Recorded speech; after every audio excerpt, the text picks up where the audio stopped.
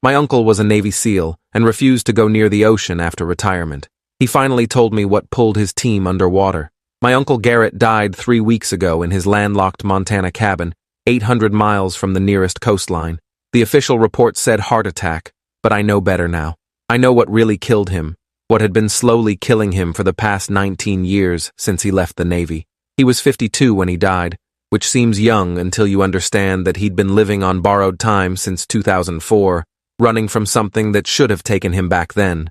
I'm his nephew Michael, and I'm writing this down because Garrett made me promise I would, made me swear on our family name that I'd document everything he told me during those final days when the morphine wasn't enough to keep the nightmares away, and he finally broke his silence about what happened during Operation Serpent's Cradle. That's not the mission's real name, obviously. It's been redacted and classified and buried under so many layers of government denial that even mentioning it probably puts me on some kind of list. But Garrett said that's what they called it among themselves. A joke that stopped being funny the moment they hit the water. I should probably start by explaining who Garrett was before that mission, before whatever happened in those depths changed him into the paranoid recluse who spent his final years barricading himself in Montana's wilderness. He'd been the golden child of our family, the one everyone pointed to as proof that hard work and dedication could take you anywhere. High school valedictorian, Division I wrestler, accepted to Annapolis before deciding that wasn't elite enough and going straight for Bud S training instead. He made it through Hell Week when 80% of his class rang out, earned his trident, got assigned to SEAL Team 3, and deployed to Iraq during the height of the conflict. My dad, his older brother, used to say that Garrett was born without fear, that he had ice water in his veins and could stare down death without blinking. I remember visiting him once when I was 12, right before his second deployment, and he'd seemed larger than life, tanned and muscular, and radiating confidence that made everyone around him stand a little straighter. He'd talked about the Navy like it was his calling, his purpose, the thing he was meant to do with his existence. Then came 2004 and Operation Serpent's Cradle, and when Garrett came back 6 months later, he was a different person entirely. Not in obvious ways at first, not in ways that made the Navy brass concerned enough to deny his request for early discharge. He still looked physically capable, still had the build and the bearing of an operator, but something fundamental had shifted in his eyes. Some essential piece of him had been scooped out and replaced with a hollow wariness that never went away. He stopped talking about the Navy, stopped responding to messages from his old team members, turned down invitations to reunions and memorial services. Most notably, he moved to Montana and refused to go anywhere near large bodies of water. Not just the ocean, but lakes, rivers, even swimming pools made him visibly uncomfortable. My dad tried to get him to go fishing once, their old bonding activity from childhood, and Garrett had a full-blown panic attack just looking at the lake. After that, everyone in the family learned not to push, not to ask questions, to just accept that Garrett had his reasons and we should respect them. For 19 years, that's how things stayed. Garrett living alone in his cabin working odd jobs and construction gigs that kept him busy, and the rest of us pretending not to notice how he'd check every window 3 times before bed, or how he'd wake up screaming in the middle of the night. I visited him occasionally, maybe twice a year, driving up from Denver where I worked as a software engineer. The visits were always strange, Garrett clearly happy to see family but also tense, like he was waiting for something to happen, for some invisible timer to run out. His cabin was in serious isolation, no neighbors for 5 miles in any direction, no internet, barely any cell service. He had a ham radio setup that he monitored obsessively, and shelves full of canned goods, like he was preparing for an apocalypse that only he knew was coming. I asked him once, maybe 8 years ago, why he lived like this, what he was so afraid of. He'd looked at me with those hollow eyes and said that I should be grateful I didn't know, that ignorance was the only real protection any of us had. The call came on a Saturday morning in early November, my mom's voice shaking as she told me that Garrett had collapsed and been rushed to the hospital in Kalispell. By the time I made the 6-hour drive, he'd already been diagnosed with acute heart failure, his cardiac muscle showing damage patterns that the doctors said looked like he'd been under extreme stress for years. They gave him maybe 2 weeks, offered to make him comfortable. Garrett refused hospitalization, signed himself out against medical advice, and had me drive him back to his cabin. During that drive, he was quiet, staring out the window at the passing landscape with an expression that looked almost relieved. When I asked him what he was thinking, he said he was surprised he'd made it this long, that he'd expected something else to get him years ago. I didn't understand what he meant at the time, assumed it was the morphine talking. I helped him into bed, made sure his pain medication was within reach, and prepared to spend the next however long watching my uncle die slowly in this isolated cabin. That first night, he was restless, tossing and turning despite the medication, mumbling things I couldn't quite make out. Around 3 in the morning, I woke to him screaming, not the usual nightmare sounds I'd heard before, but something raw and terrified that made my skin crawl. I rushed into his room and found him sitting up in bed, eyes wide, pointing at the window. "It's here," he kept saying. "It's finally here. It found me." I looked at the window and saw nothing but darkness and pine trees, told him he was safe, that he was just having a bad dream. But Garrett grabbed my arm with surprising strength and said that it wasn't a dream, that he'd been running for 19 years and now time was up. He looked at me with complete lucidity, despite the pain medication, and asked if I wanted to know the truth about what happened during Operation Serpent's Cradle, about why he'd spent nearly 2 decades hiding in the mountains, about what was coming for him now that he was too weak to run anymore. I told him yes, of course I wanted to know. I'd wanted to know for years what had broken him so completely. He studied my face for a long moment, and then said that once he told me, I'd be in danger too, that knowing about it seemed to attract its attention somehow. He said 3 other members of his team had already died in the years since the mission, all of them in ways that looked like accidents but weren't, and that he'd stayed alive only by isolating himself and never speaking about what they'd seen. But he was dying anyway now, and he couldn't take the secret to his grave, couldn't let it disappear without someone knowing what was down there in the dark water, what might still be down there waiting. He asked me if I was willing to accept that risk, to carry this knowledge knowing it might cost me everything. I should have said no, should have told him to keep his secrets and die in peace. But I was young and curious, and I loved my uncle, and I couldn't let him face death alone with these horrors trapped inside him. So I said yes. I wanted to know. I needed to know. Garrett took a long, ragged breath and began talking, and for the next 3 hours I listened to him describe things that shouldn't exist, things that violate every law of physics and biology I've ever learned. I've tried to write down everything exactly as he told me, including the parts that make no sense, the parts that my rational mind wants to reject as the delusional ramblings of a dying man on too much morphine. But I saw the fear in his eyes when he talked, saw the scars on his body that proved at least parts of his story were physically real. And most convincingly, I've seen what's been happening since he died, the things that have been following me, watching me, the same way they watched him for 19 years.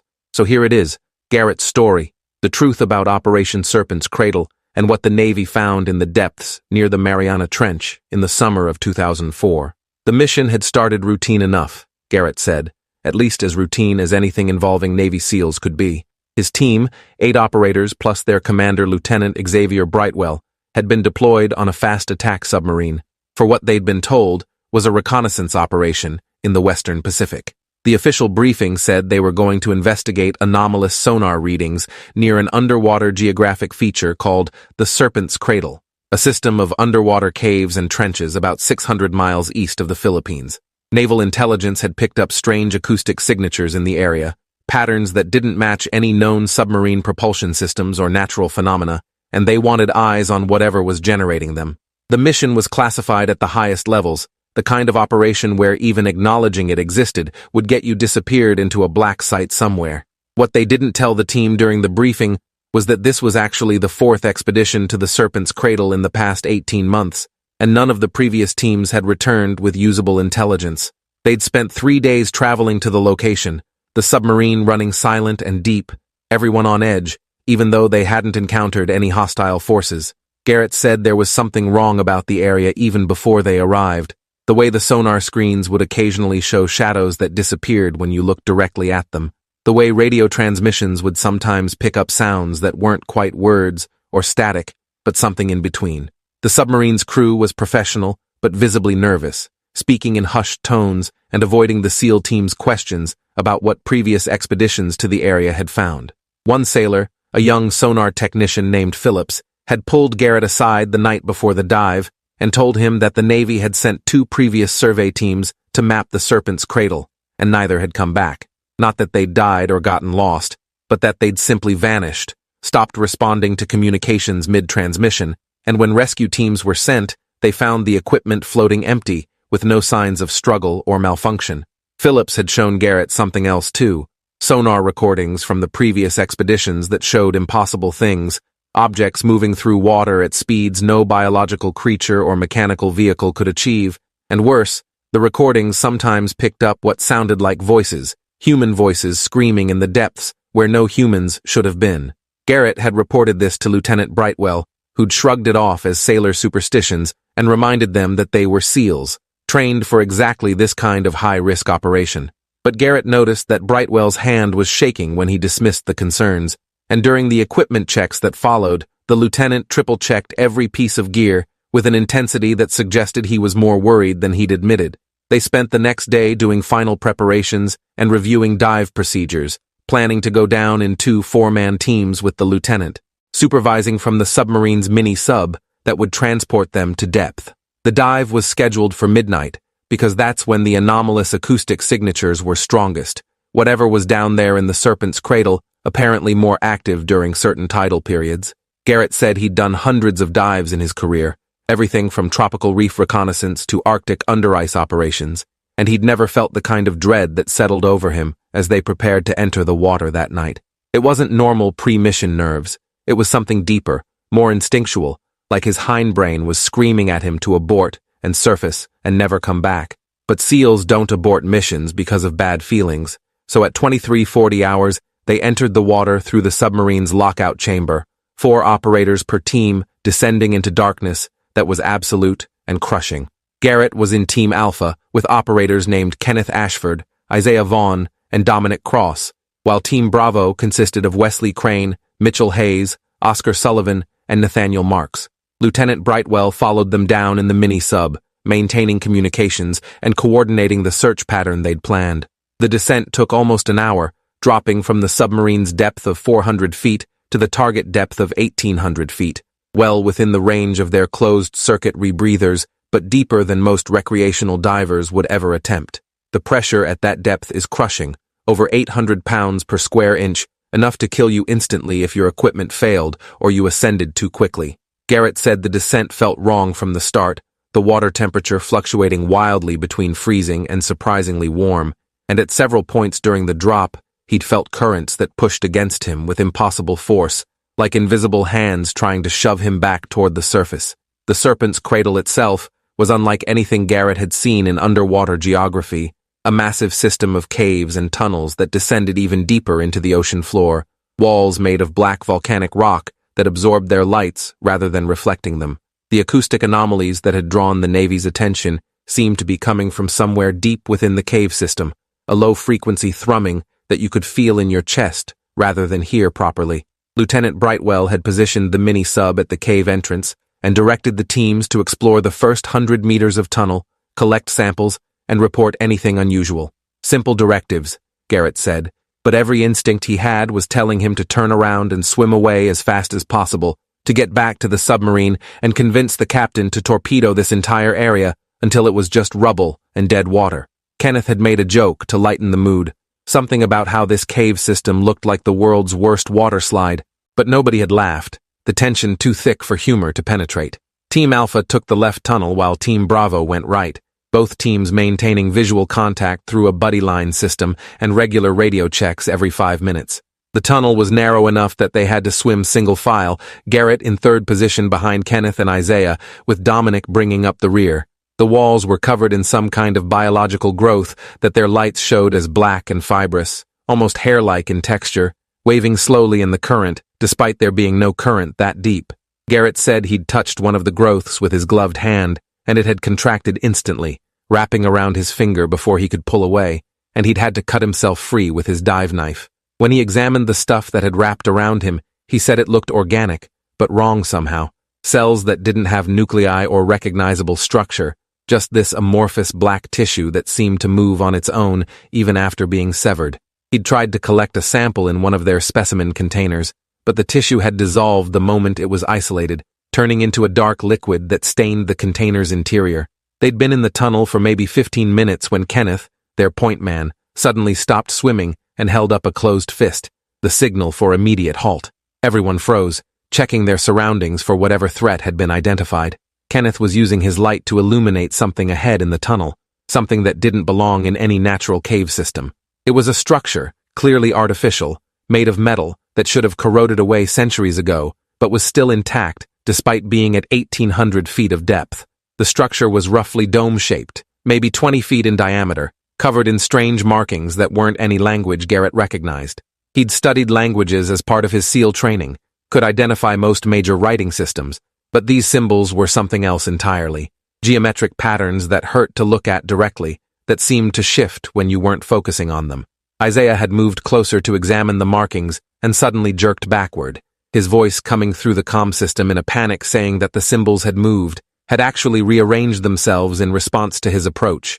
Lieutenant Brightwell's voice came through their comm system asking what they'd found, and Kenneth described the structure as best he could.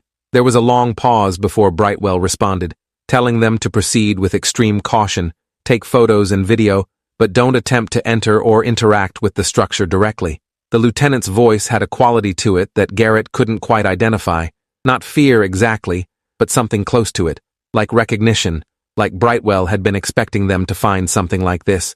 They'd moved closer, Kenneth using his camera to document everything while Isaiah checked for radiation or chemical hazards with their portable sensors. The sensors were going crazy, Garrett said, showing readings that didn't make sense, electromagnetic fields that were orders of magnitude stronger than should have been possible naturally, and a low-level radiation signature that was definitely not background.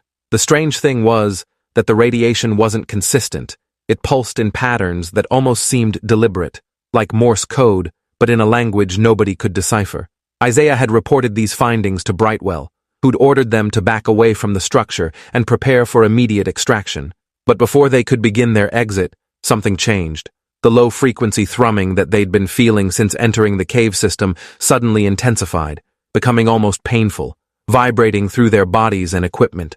Garrett said it felt like being inside a massive speaker, the pressure waves strong enough to make his vision blur and his teeth ache. Then the structure began glowing, a pale bioluminescent blue that illuminated the entire tunnel with light that seemed to come from inside the metal itself. The symbols on its surface were moving now, definitely moving, rearranging themselves into new patterns, like some kind of equation being constantly solved and resolved. Kenneth had started swimming backward away from the structure, and the rest of Team Alpha followed, but they'd only made it a few meters when Isaiah's voice came through the comm in a panic, shouting that something was wrong with his rebreather, that he couldn't breathe properly, that his chest felt like it was being crushed from the inside. Garrett turned to help Isaiah and saw that his friend's rebreather was functioning perfectly, the gauges showing normal oxygen levels and carbon dioxide scrubbing. But Isaiah was clearly in distress, clawing at his mask and making choking sounds, even though his equipment showed no malfunction. Kenneth and Garrett had moved to either side of him, trying to calm him down and check his gear, when they noticed something horrifying. There was something inside Isaiah's mask with him, something that definitely hadn't been there seconds ago. It looked like black water, not quite liquid but not quite gas, flowing in through the edges of his mask despite it being sealed properly. Isaiah was inhaling this substance, and wherever it touched his skin, it left marks, dark stains spreading across his face like frostbite or chemical burns. Dominic had grabbed his arm trying to stabilize him while Garrett tried to figure out what was happening. But the black substance was spreading faster now, not just on Isaiah's face but down his neck, visible through the collar of his wetsuit. They'd tried to remove his mask to clear whatever was contaminating his breathing system, but the moment Kenneth touched the mask, it shattered, just fell apart into fragments despite being made of reinforced polycarbonate that should have withstood incredible pressure. Isaiah's face was fully exposed to the water now, no protection at 1,800 feet of depth, and by all logic, he should have died instantly from the pressure differential. But he didn't die. He just kept thrashing and screaming silently in the water, his mouth open impossibly wide, wider than human jaw structure should allow, and that black substance was pouring into him, filling him from the inside out. Garrett said he could see it moving under Isaiah's skin, spreading through his body like ink in water, tracing the path of his veins and arteries, and Isaiah's eyes had changed color, no longer brown, but completely black, including the whites, just solid black orbs that stared at nothing and everything simultaneously. Lieutenant Brightwell was shouting through the comm system, demanding to know what was happening, but none of them could form coherent responses. They were all frozen in horror watching their team member transform into something that wasn't human anymore. Kenneth was trying to report the situation, but could only manage broken fragments of words, and Garrett realized that his own voice wasn't working either, that the thrumming from the structure had intensified to the point where it was interfering with their ability to speak or think clearly. Then Isaiah had stopped thrashing and gone completely still, suspended in the water in a position that should have been impossible to maintain naturally, perfectly horizontal and motionless, despite the slight current. For maybe 3 seconds nothing happened, just Isaiah floating there with his black eyes and that substance visibly moving under his skin like thousands of tiny worms writhing beneath the surface. Then he'd turned his head toward Garrett, moved with a speed that no human neck could safely handle, a full 180-degree rotation that should have broken his spine, and smiled. Garrett emphasized this part when telling me the story, made me understand that what he saw wasn't Isaiah anymore, that whatever was wearing his friend's body was something else entirely, something ancient and hungry and utterly alien to human existence. The smile was wrong in ways that were hard to articulate, too wide and showing too many teeth. Teeth that hadn't been there before, sharp and irregular like a shark's mouth. Isaiah, or the thing controlling Isaiah, had opened its mouth, and Garrett could see that the inside was completely black, no tongue or throat visible, just an abyss that seemed to go on forever. Then it had spoken, not through the comm system, but somehow directly into their heads, a voice that was layered and echoing and made from sounds that shouldn't be possible for human vocal cords to produce. It said that they shouldn't be here, that this place was sealed for their protection as much as its imprisonment, that by activating the structure they'd broken ancient protocols and now consequences were inevitable. Kenneth had grabbed Garrett and Dominic and began pulling them back toward the cave entrance, leaving Isaiah floating there in front of the structure. It was the hardest decision any of them had ever made, abandoning a team member, but they all knew Isaiah was gone, that trying to retrieve him would just mean losing more people to whatever had taken him. They'd made it maybe 30 feet when they heard Isaiah moving behind them, not swimming but moving through the water in a way that should have been physically impossible, jerking and stuttering like a film with frames missing. They'd looked back and seen him pursuing them, moving faster than any human could swim even with fins, his body contorting in ways that should have broken bones, arms bending backward at the elbows, head rotating too far, legs kicking at angles that made no anatomical sense. That black substance was leaking from his eyes and mouth, leaving trails in the water that glowed with the same blue bioluminescence as the structure, and wherever the trails touched the cave walls, the black hair-like growth would writhe and reach toward them.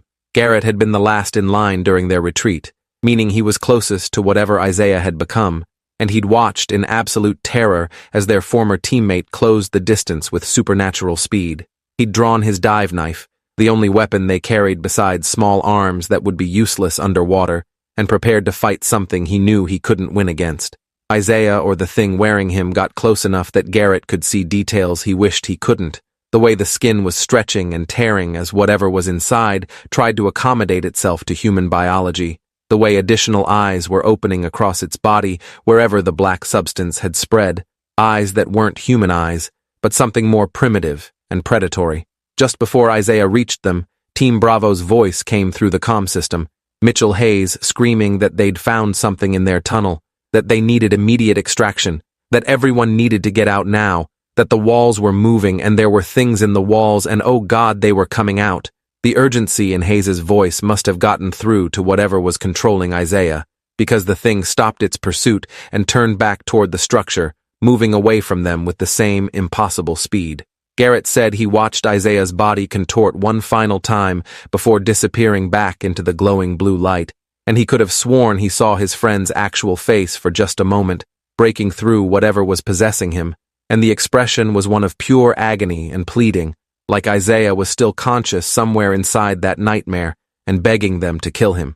Lieutenant Brightwell had ordered both teams to abort the mission and return to the mini-sub immediately. Forget the samples and documentation, just get out. Team Alpha had started ascending, following their guideline back toward the cave entrance, when the entire system suddenly flooded with that same pale blue bioluminescence. Every surface was glowing now, the walls, the strange hair-like growth, even the water itself seemed to be lit from within, and Garrett could see things moving in the walls that he'd thought were solid rock. The walls weren't solid at all, he realized.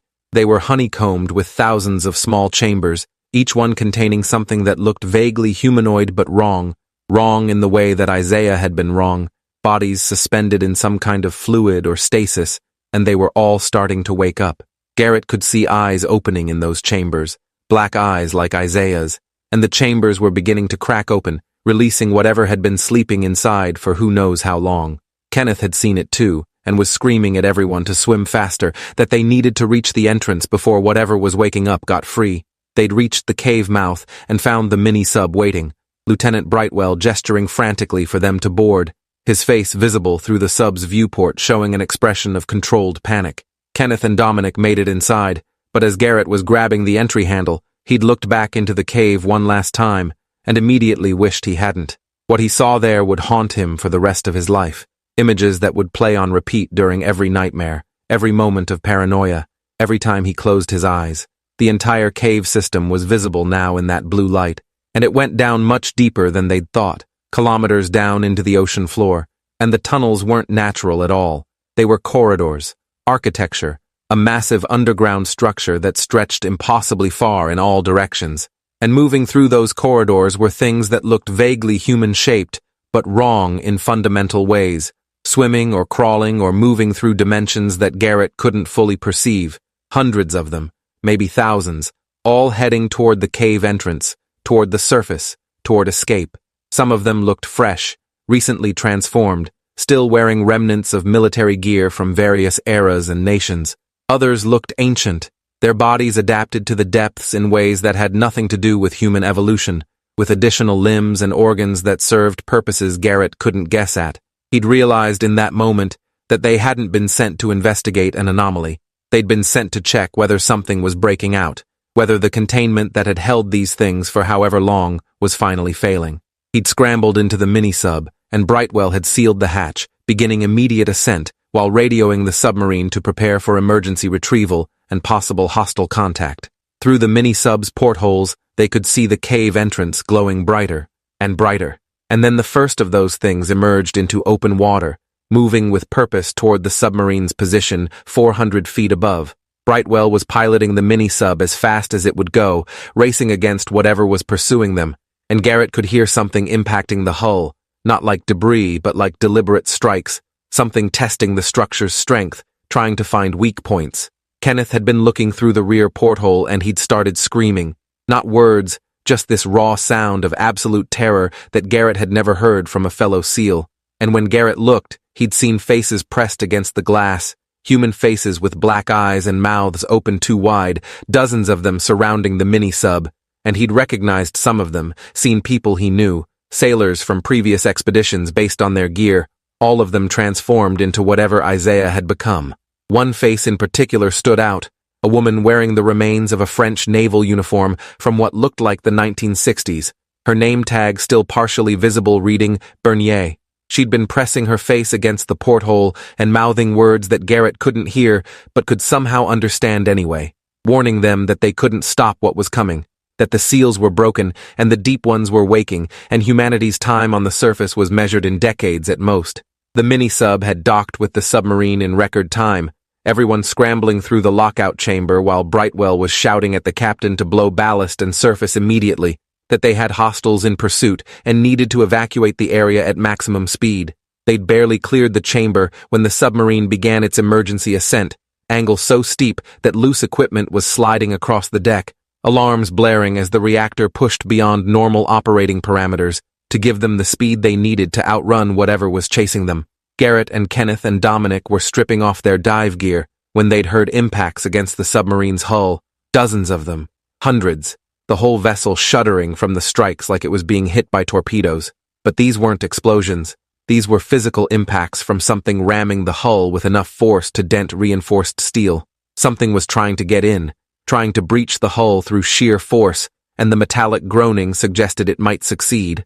The captain had ordered the submarine to full speed ahead while still ascending, trying to outrun whatever was chasing them, and crew members were running to battle stations even though nobody knew what they were supposed to fight. Phillips, the sonar technician, was at his station calling out contacts, hundreds of them surrounding the submarine and matching its speed despite it traveling at over 30 knots, shapes on the sonar that moved like dolphins but were the size of small whales and radiated heat, signatures that made no biological sense. The submarine's executive officer, a commander named Dalton, had approached the SEAL team and asked point blank what the hell was chasing them, what had they found down there, and when nobody could answer coherently, he'd grabbed Kenneth by his wetsuit and demanded to know if they'd somehow started a war, if they'd attacked some foreign installation, and now they were all going to die for it. Kenneth had just laughed, a sound that was more hysteria than humor, and told Dalton that they wished it was that simple, that they wished they were being chased by Chinese or Russian submarines, because at least that would make sense within their understanding of reality. What was actually chasing them, Kenneth said, was so far outside normal experience that trying to fight it would be like cavemen trying to fight a nuclear missile with stone spears. Dalton had looked like he wanted to argue, but then another massive impact hit the hull, this time strong enough to knock several crew members off their feet, and he'd run back to the command center to coordinate damage control. They'd broken the surface after what felt like hours, but was probably only 20 minutes, the submarine's sail rising into the night air, waves crashing across the deck. The captain had immediately radioed for air support and prepared to evacuate the vessel if necessary, convinced that they were about to be sunk by whatever was down there. But the impacts had stopped the moment they surfaced, the things apparently unwilling or unable to follow them into the air. Team Bravo had finally made it back during the emergency ascent, all four of them accounted for but in various states of shock, none of them able to speak coherently about what they'd seen in their tunnel. Wesley Crane had been catatonic, staring at nothing and making strange movements with his hands like he was trying to communicate in a sign language nobody recognized.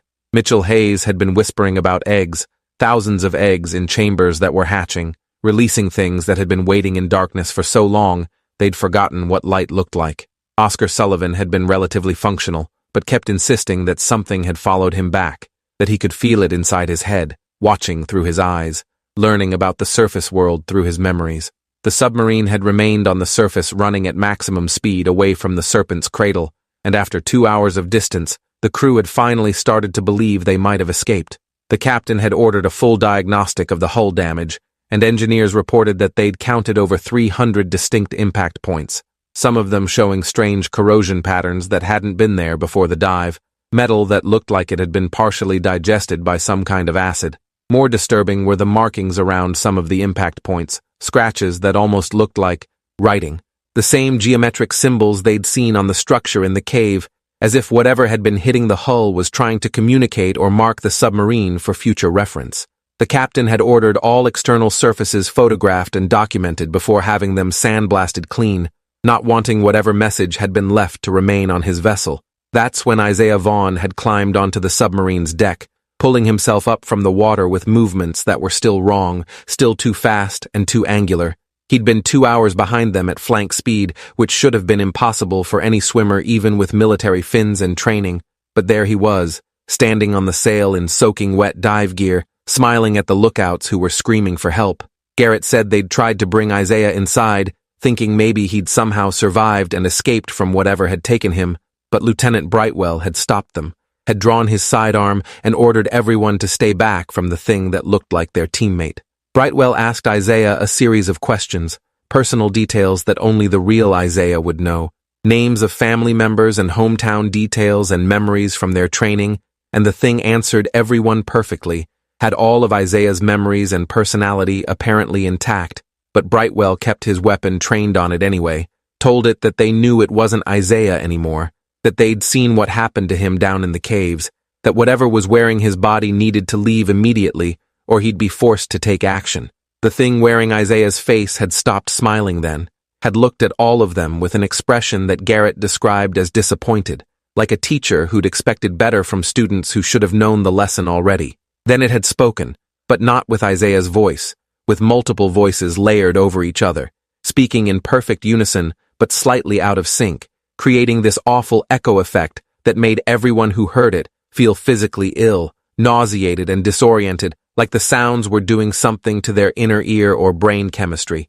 It said that they'd made a mistake coming here, that the Serpent's cradle had been sealed for reasons they couldn't comprehend, sealed by people long dead who'd understood what lived in those depths and what would happen if it ever got free. It said that by entering the caves and activating the structures inside, they'd broken containment protocols that had been maintained for thousands of years, protocols that involved sacrifices and rituals and knowledge that had been deliberately erased from human history because it was too dangerous for anyone to possess.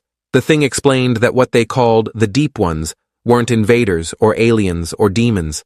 They were the original owners of Earth, the species that had evolved in the oceans billions of years before life crawled onto land, and they'd been here.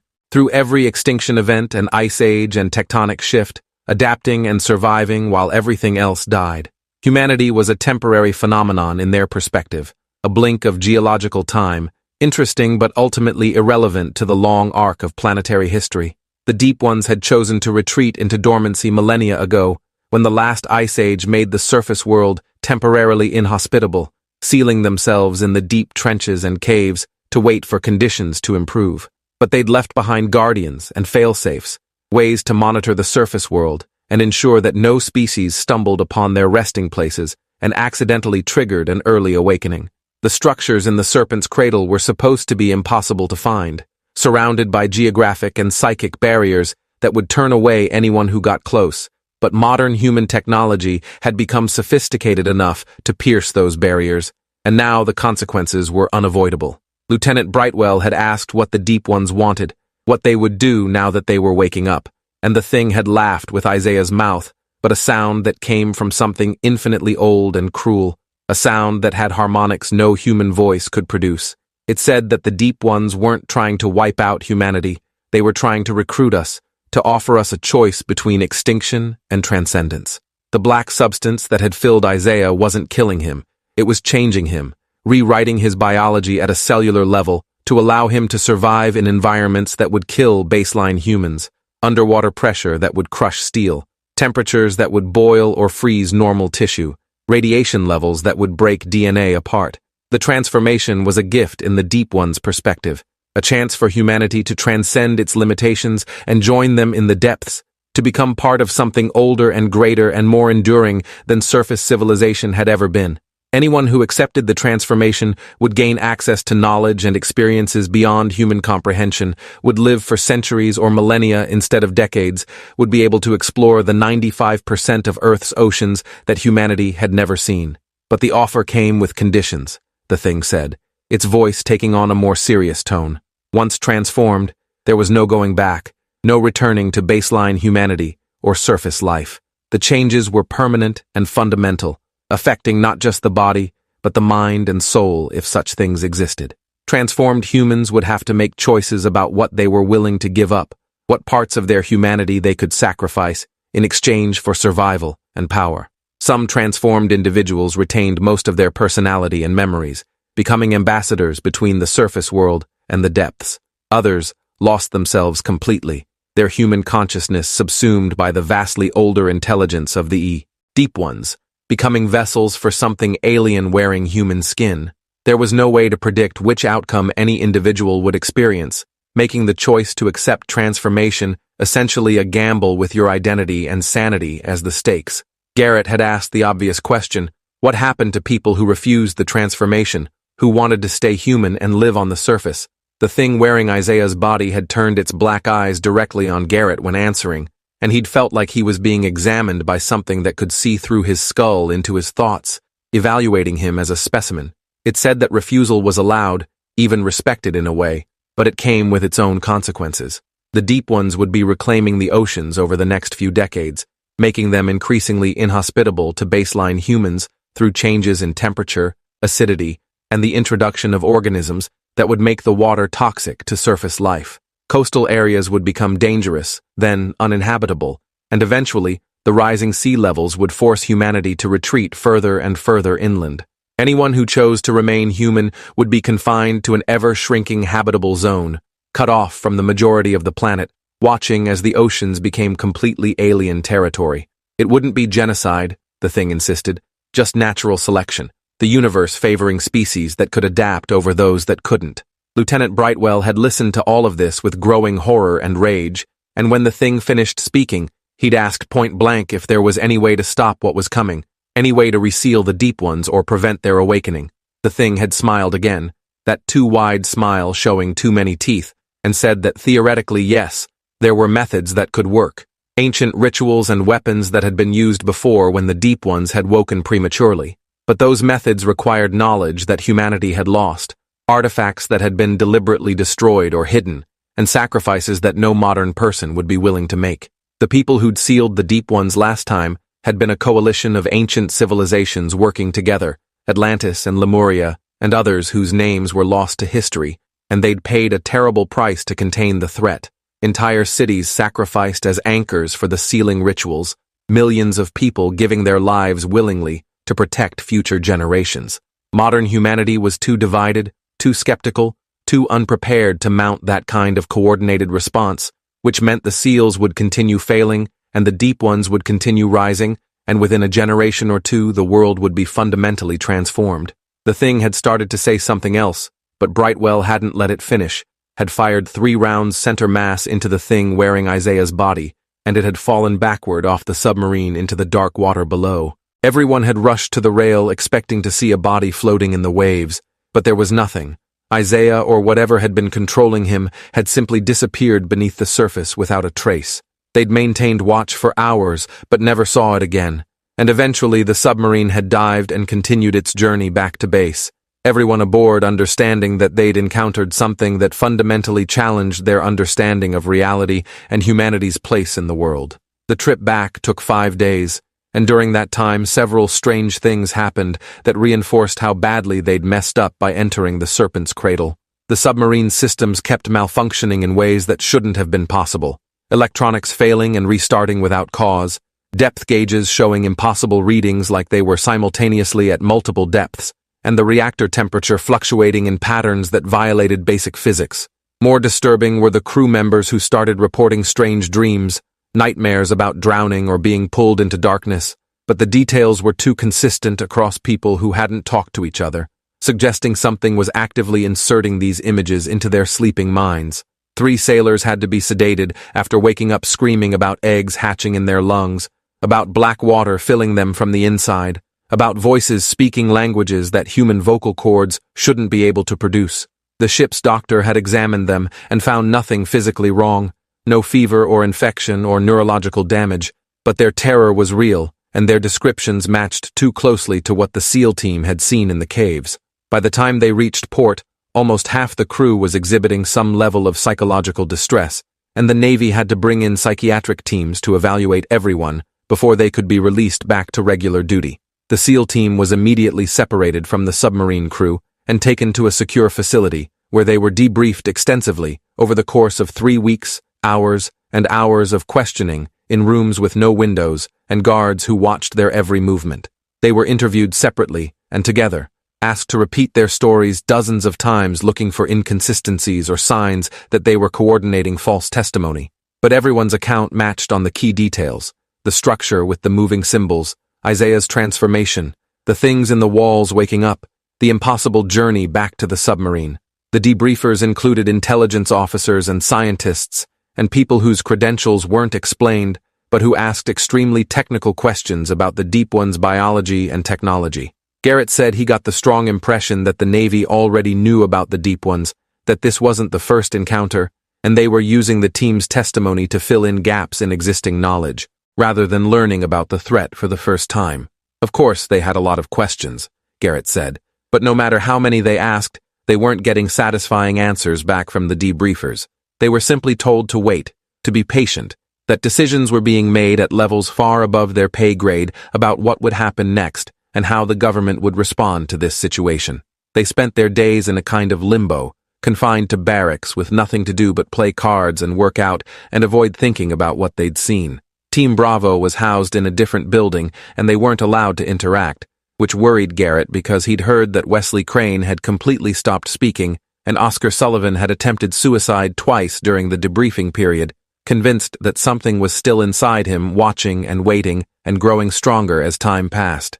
After 3 weeks, each member of the SEAL team was questioned individually by men in suits, CIA agents Garrett assumed, though they never confirmed their affiliation. The agents had detailed files on each operator, knowing things about their families and backgrounds that should have been private, making it clear that they'd done extensive research and had leverage if they needed it. Garrett's interviewer was a man who introduced himself simply as Miller, middle-aged with gray hair, and the kind of calm demeanor that suggested he'd seen and done things that would break most people. Miller had been direct, explaining that what happened in the Serpent's Cradle was being classified at the highest possible level, that the operation would be erased from all official records, and that everyone involved would be required to sign agreements promising never to speak about it to anyone, ever, for any reason. The penalty for violating these agreements would be immediate arrest and indefinite detention in a facility where due process didn't apply, where people could be held forever without trial or charges or even acknowledgement that they existed. But Miller had also offered compensation for their cooperation, Garrett said, substantial financial compensation that would ensure they never had to work again if they didn't want to. The exact amount varied based on rank and time in service, but for Garrett it was $11,000 per year, adjusted for inflation, paid monthly for the rest of his life, as long as he remained silent about Operation Serpent's Cradle. Miller had explained this wasn't hush money exactly.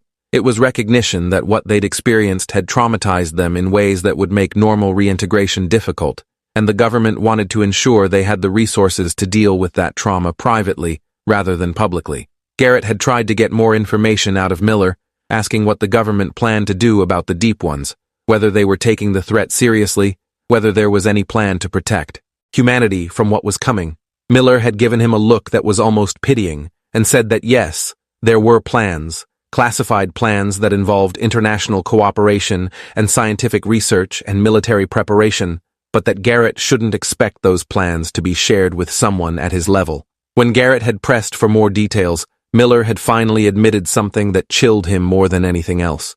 He'd said that the government had known about the Deep Ones for decades, that the first confirmed encounter had been in 1963 during a submarine expedition in the Mariana Trench, and that every expedition since then had found more evidence of their existence and gradual awakening.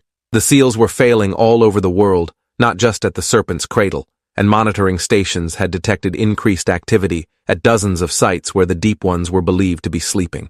The government's best estimates suggested that full awakening would occur sometime between 2030 and 2050, at which point humanity would have to make collective choices about how to respond, whether to fight, flee, or accept the transformation that was being offered. But publicly acknowledging any of this would cause mass panic and societal collapse, so the policy was containment and preparation, keeping the truth hidden while quietly building infrastructure and capabilities that might be needed when the crisis finally became undeniable. Garrett had asked Miller point blank whether he believed humanity had any chance of surviving what was coming. Miller had been silent for a long moment, studying Garrett's face, and then he'd said something that Garrett would remember for the rest of his life. He'd said that survival was definitely possible, but it would require sacrifices and changes that most people weren't ready to make. And the humanity that survived would be so fundamentally different from what we were now that it raised philosophical questions about whether survival even meant anything if we had to become monsters to achieve it. The Deep Ones weren't offering humanity a choice between life and death. They were offering a choice between different kinds of existence, and nobody really knew which option was better or more moral or worth fighting for. Miller himself wasn't sure what he'd do when the time came, whether he'd accept transformation, or fight to remain human, or just walk into the ocean and let it end quickly, and he respected whatever choice Garrett eventually made. After that conversation, Garrett had been given his discharge papers and sent home with a thick folder of documents he needed to sign, all of them variations on the theme of, "You will never speak about this to anyone for any reason." He'd signed everything, taken his first payment, and tried to figure out how to build a life after experiencing things that most people couldn't even imagine. For the first few months he'd attempted normality, dating and socializing and pretending he was just another veteran adjusting to civilian life. But the surveillance had started almost immediately, faces in water watching him, reminding him that the Deep Ones knew who he was and where he lived, and that they could reach him anytime they chose. He'd tried therapy, but couldn't talk about the real source of his trauma. Tried medication, but it just numbed him without providing real relief. Tried exercise and work and every other coping mechanism before finally admitting that he couldn't live anywhere near large bodies of water without constant panic attacks. That's when he'd moved to Montana, as far from the ocean as he could get while still remaining in the United States, to this isolated cabin where he could control his water exposure and minimize the opportunities for surveillance. The move had helped, he said.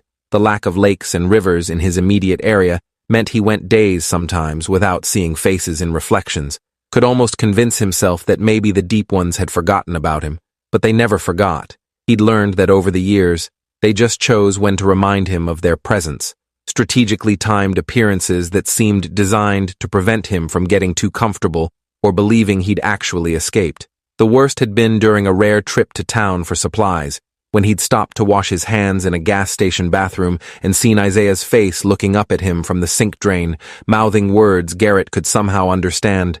"Soon, brother. Soon you'll join us in the dark water."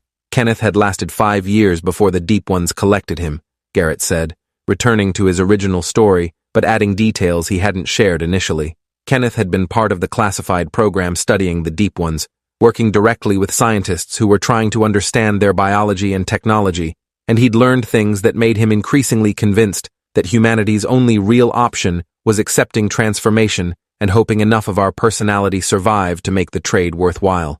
He'd started advocating for voluntary transformation programs, controlled circumstances where people could choose to become like Isaiah while minimizing the risk of losing themselves completely. The program had actually started implementing Kenneth's recommendations, recruiting volunteers and attempting transformations in laboratory settings, but the results were catastrophic. None of the subjects retained enough humanity to be useful as ambassadors. They all became completely subsumed by the Deep One consciousness and had to be terminated. Kenneth had been devastated by these failures, blamed himself for the deaths of people he'd convinced to volunteer, and started having psychological breakdowns that made his colleagues question whether he should remain in the program. That's when Kenneth had started visiting Garrett in Montana, making trips every few months to talk to someone who'd shared the original experience and might understand what he was going through. During these visits, Kenneth would share classified information he shouldn't have, details about the transformation research and what they were learning about Deep One society and culture. According to Kenneth, the Deep Ones weren't a monolithic species, but a complex civilization with different factions and philosophies, some of them genuinely interested in coexistence with humanity, while others viewed us as nothing more than raw material for transformation experiments. The structures in the Serpent's Cradle weren't just seals, they were prisons containing the most aggressive faction of Deep Ones, the ones who'd wanted to wipe out surface life entirely, rather than offering the choice of transformation. By activating those structures, the SEAL team had potentially released the most dangerous elements of Deep One society, the ones who saw humanity as a threat to be eliminated, rather than a species to be recruited. Kenneth had also shared disturbing theories about why the SEALs were failing now specifically, suggestions that it wasn't just random deterioration, but deliberate sabotage from within human society. There were apparently people, organizations, maybe entire governments who were working to accelerate the Deep One's awakening, either because they'd already been transformed and were serving as agents, or because they'd been promised favorable treatment when the transformation became global. These collaborators had been systematically weakening the ancient SEALs through specific types of pollution, deep-sea mining, and submarine activities designed to look like normal human industrial expansion, but actually serving to degrade the containment systems that had held the Deep Ones for millennia. Kenneth had names and evidence, but wouldn't share specifics, said that knowing too much would make Garrett a target for the collaborators who were apparently very good at making people disappear or discrediting them into irrelevance. The last time Kenneth visited Montana had been in early 2009, showing up unannounced in the middle of winter when the roads were barely passable, looking haggard and paranoid in ways that alarmed even Garrett, who'd grown used to Kenneth's increasing instability. Kenneth had been convinced he was being followed, not just by the Deep Ones, but by human agents who wanted to silence him before he could expose the collaboration network. He'd brought with him a set of files, classified documents he'd stolen from the program, containing information he said humanity needed to know, even if it meant breaking every secrecy agreement he'd signed. The files detailed the transformation research in graphic detail, showed that the process was even worse than they'd initially understood, that accepting the black substance meant allowing something ancient and alien to literally rewrite your DNA and reshape your neurons until you were no longer the person who'd made the choice. Every successful transformation had resulted in the complete elimination of the original personality, replaced by something that wore their memories like a costume but operated on completely alien motivations and logic. Kenneth had wanted Garrett to help him leak these files to the press, create public awareness that might force the government to acknowledge the Deep One threat, and maybe slow down the collaborators who were working to accelerate their awakening. But Garrett had refused, too frightened of what the consequences might be for his family and for himself, and they'd argued badly, possibly the worst fight of their friendship. Kenneth had called him a coward, accused him of choosing comfort over humanity's survival, said that people like Garrett who knew the truth but remained silent were complicit in whatever happened when the Deep Ones fully awakened. Garrett had told Kenneth that going public would just get them both killed without actually helping anyone, that the collaborators were too powerful and too entrenched to be stopped by leaked documents, that the only rational choice was to protect yourself and your family, and accept that larger forces were beyond individual control. Kenneth had left that night in rage, taking his files with him, and Garrett never saw him alive again. 2 months later, Garrett had gotten a call from Miller, the CIA agent from his original debriefing, informing him that Kenneth had died in a drowning accident.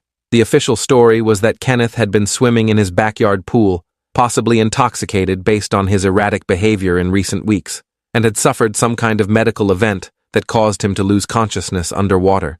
The autopsy had been conclusive, Miller said, death by drowning with no signs of foul play or struggle. But Miller had also made a point of mentioning that Kenneth had been discovered with no water in his lungs, completely dry despite supposedly drowning, and that his body had shown markers consistent with extreme pressure exposure, like he'd been at the bottom of a trench, even though he'd been found in 5 feet of suburban pool water. Miller had asked if Garrett knew what Kenneth had been working on recently, whether he'd mentioned anything about stolen files or plans to go public with classified information, and Garrett had lied, said no, they'd barely been in contact recently, he had no idea what Kenneth had been involved in. After hanging up with Miller, Garrett had spent 3 days in a state of near catatonic fear, convinced that he'd be next, that the Deep Ones or the collaborators or the government would decide he was too much of a liability to leave alive. But nothing happened. Days turned into weeks, turned into months, and gradually he'd convinced himself that maybe lying about the files had saved him, that as long as he remained silent and cooperative, he'd be allowed to live out his exile in Montana. He'd heard about the other team members dying. Over the years, always through official channels that made the deaths sound mundane and unconnected, but he knew better, knew that the Deep Ones were systematically eliminating everyone who'd seen them in the Serpent's Cradle. Dominic had died in 2012, found in his bathtub with that same pattern of extreme pressure exposure despite being at sea level. Wesley Crane had died in 2011, his car found during a rainstorm with him inside, apparently drowned even though the vehicle was sealed. Mitchell Hayes had disappeared during a fishing trip in 2014, his boat found empty with no signs of what happened to him. By 2016, when Lieutenant Brightwell died during a routine physical fitness test, Garrett had realized he was likely the only member of Team Alpha still alive, and he'd spent the next years waiting for his turn, wondering what form his death would take and whether it would be quick or prolonged. The surveillance had intensified during this period, faces appearing more frequently in any water source he encountered. Sometimes Isaiah's face, sometimes Kenneth's, sometimes people he didn't recognize, but who radiated the same wrongness, the same sense of being vessels for something ancient and inhuman. They never threatened him directly, just watched and waited and smiled, letting him know that they could take him whenever they chose, and that his continued survival was a courtesy that could be revoked at any moment. The psychological toll of living under that kind of constant threat had been devastating, Garrett admitted, worse than any combat stress or trauma from his military service, because at least in war, you could fight back or find cover or eventually go home.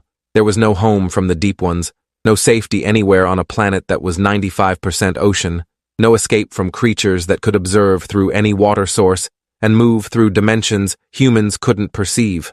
Garrett had tried to find Nathaniel Marks during this period, the last surviving member of Team Bravo, who'd supposedly found some way to protect himself through extreme isolation in the Australian outback. But Marks had gone completely off-grid, no phone or email or any way to contact him, and Garrett's attempts to hire private investigators to locate him had all failed, with the investigators reporting back that they'd found no trace of anyone matching his description in Australia. Either Marks had died without anyone notifying the other survivors, or he'd found a way to become truly invisible, or possibly he'd accepted transformation and was now working for the Deep Ones while maintaining a fictional identity as a survivor. That uncertainty had added another layer of paranoia to Garrett's existence, wondering if any of the information Marks had shared about Deep One society and their plans had been disinformation designed to manipulate the survivors into specific behaviors or beliefs.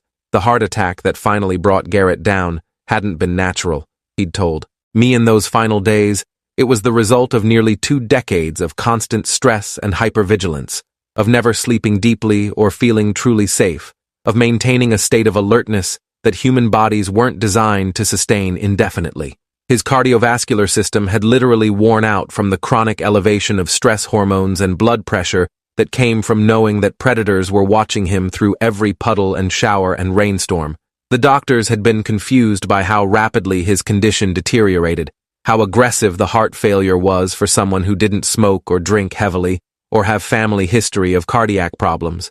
But Garrett understood perfectly, had been expecting something like this for years, had actually been hoping that his body would give out before the Deep Ones decided to collect him directly. At least dying from heart failure meant he'd die as himself, as Garrett, rather than being transformed into one of those things swimming in the dark water.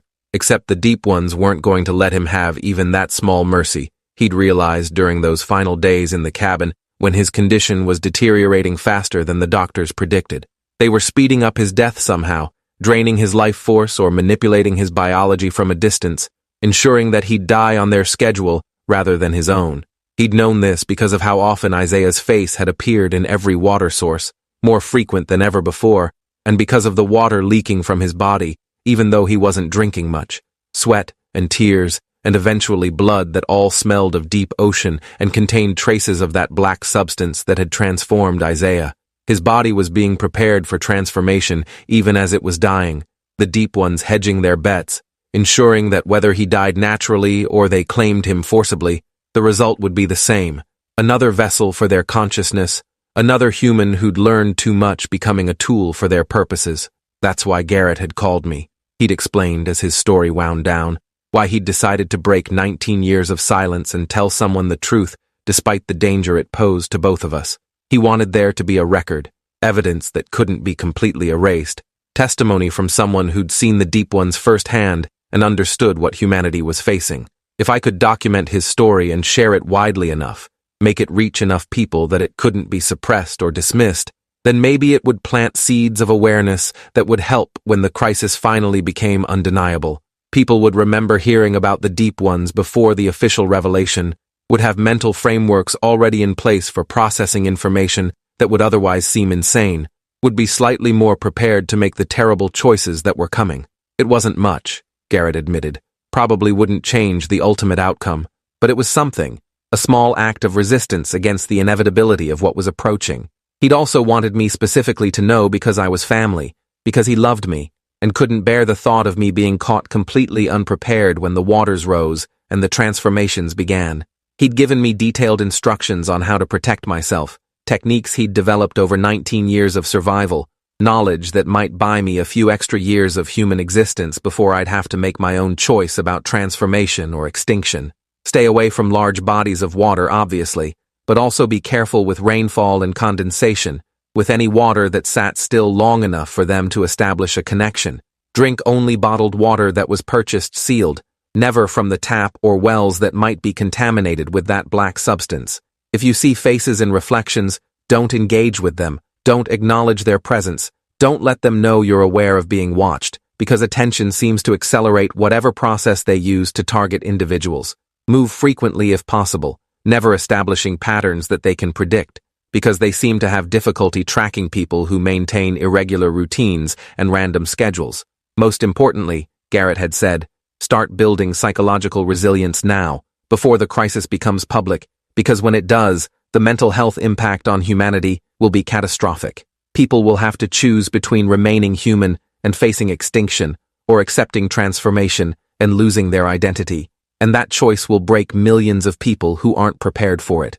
Anyone who knows the truth beforehand and has time to process it will have an advantage, will be able to make more rational decisions instead of acting from panic and desperation.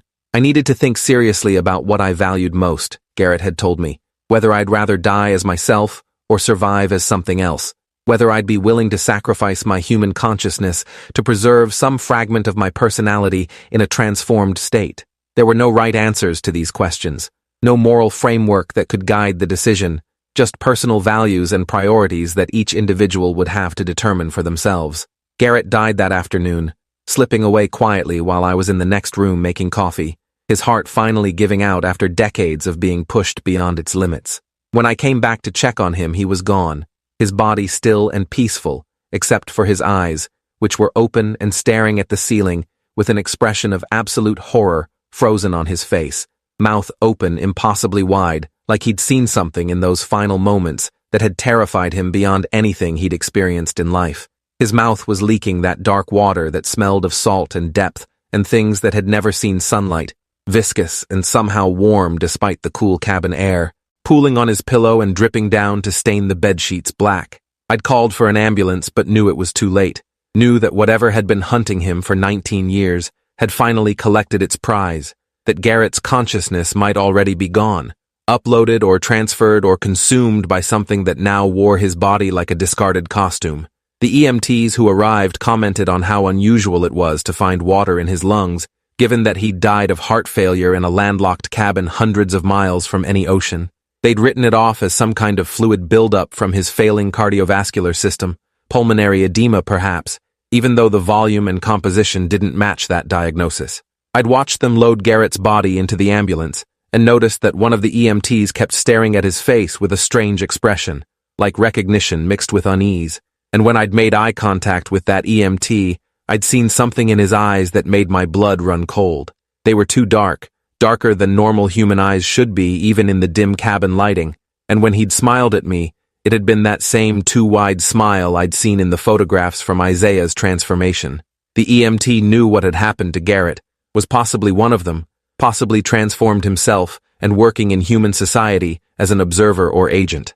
I'd backed away from the ambulance, and the EMT had just kept smiling, had even winked at me as they drove away with my uncle's body, and I'd understood that this was another message, another reminder that they were everywhere, and I was being watched, and there was nowhere I could hide that they couldn't eventually reach. The funeral was a week later, delayed because the medical examiner wanted to run additional tests on Garrett's body to understand the unusual fluid found in his lungs. They never released those test results publicly, but Miller called me before the funeral and mentioned casually that the fluid had been seawater, specifically seawater from depths below 5,000 feet, where the pressure and salinity and mineral content were different from surface oceans. He'd asked if I knew how seawater from the abyssal zone could have ended up in Garrett's lungs in a Montana cabin, asked if Garrett had said anything unusual before he died, anything that might explain these anomalous findings. I'd lied convincingly, said Garrett had been heavily medicated and mostly unconscious in those final days, hadn't said anything coherent at all, definitely hadn't mentioned anything about seawater or transformations or creatures from the deep. Miller had seemed to accept this, though his tone suggested he didn't entirely believe me, and he'd reminded me that if I ever needed to talk about anything at all, I should call him directly, rather than sharing information through less secure channels. The funeral itself was surreal, a small gathering of family members and old friends who'd drifted away from Garrett over the years, but felt obligated to attend. I'd given a brief eulogy that talked about his service and sacrifice without mentioning any specifics, and I'd watched my mother cry for the brother she'd lost decades ago, even though his body was only now being buried. The cemetery was on a hill overlooking a small stream that fed into a larger river system, and during the burial service I'd noticed the water looked strange, darker than it should be, and when I'd looked closely, I'd seen faces in the current, dozens of them, all watching the funeral, all smiling. Other attendees had noticed too, several people commenting on how the water looked polluted or contaminated, how it seemed to move against the natural flow patterns, but nobody connected these anomalies to anything supernatural or threatening. After everyone left, I'd stood alone at Garrett's grave for a long time, looking at the fresh earth and the temporary marker, and I'd noticed the ground around the burial site was wet, despite no rain having fallen, puddles forming in impossible places, and every puddle contained faces looking up at me with those black eyes and predatory smiles. That was 3 weeks ago, and since then, I've been experiencing everything Garrett described during his 19 years of isolation. The surveillance through water, the faces in reflections, the sense of being constantly watched by something ancient and hostile and infinitely patient. I've seen Isaiah's face in my bathroom mirror, Kenneth's face in rain puddles outside my apartment, faces I don't recognize in the condensation on windows, all of them watching me with that same expression of amused patience, like they're waiting for me to accept the inevitable and stop resisting what's coming. I've moved to a new apartment specifically chosen for being in the driest neighborhood I could find in Denver, but they still find me, still watch me, still remind me daily that nowhere is truly safe. I've tried to tell people about what Garrett told me, shared his story online under anonymous accounts, sent detailed emails to journalists and scientists and anyone who might take the threat seriously, but most dismiss it as creative fiction or grief-induced delusion, and the few who believe me are probably already on lists themselves, marked as people who know too much. The worst part isn't the surveillance itself, it's the knowledge that comes with it, understanding that everything Garrett warned about is true and accelerating. I've started noticing news articles about unusual ocean behavior, inexplicable temperature fluctuations, and species die-offs and acoustic anomalies that sound exactly like what the SEAL team encountered at the Serpent's Cradle. There are more reports of deep-sea equipment malfunctioning in ways that engineers can't explain, submarines detecting large objects moving at impossible speeds, oil drilling platforms abandoned after workers reported seeing things in the water that official statements attribute to hallucinations or group hysteria. The patterns are there for anyone willing to look, evidence of something massive waking up in the depths, preparing to reclaim a planet that had always belonged to them long before humans existed. And most terrifying of all, I've started noticing people in my daily life who show the subtle signs Garrett described, eyes that are slightly too dark, movements that are slightly too fluid, smiles that are slightly too wide. They're already among us, transformed individuals living in human society, working normal jobs and maintaining normal relationships while serving purposes that have nothing to do with human concerns. I don't know how much time I have before they decide to take me, like they took Garrett and Kenneth and Isaiah and everyone else who saw the deep ones and survived to talk about it. Maybe days, maybe years, maybe they'll let me live out a normal lifespan as a form of psychological torture, forcing me to watch humanity's slow decline into crisis while knowing exactly what's coming and being powerless to prevent it. I keep Garrett's instructions close, following his advice about water and patterns and psychological preparation, building mental resilience for choices I'll eventually have to make. Sometimes I wonder if I should just accept transformation now, get it over with while I still have some agency in the process, before they force it on me during some moment of weakness or desperation. But then I remember Isaiah's face in those final moments, before the black substance took him completely, the pure terror and pleading in his expression, and I know I'll fight to remain human for as long as possible, even knowing it's ultimately futile. If you've read this far and you're questioning whether any of it could be true, whether your ocean really does contain ancient intelligences preparing to reshape the world, I encourage you to look at any body of water near you, really look at it, stare long enough for your eyes to adjust, and your mind to open to possibilities it normally rejects. If you see faces looking back at you with black eyes and too wide smiles, if you feel that sense of being observed by something vast and old and utterly inhuman, then congratulations, you're now one of us, one of the watched, one of the people who carry knowledge that will either prepare you for what's coming or drive you slowly insane before it arrives. Garrett spent 19 years running from the truth he'd discovered in the Serpent's Cradle, and it didn't save him in the end, didn't protect him from the transformation he'd feared more than death itself. None of us can run from what's coming.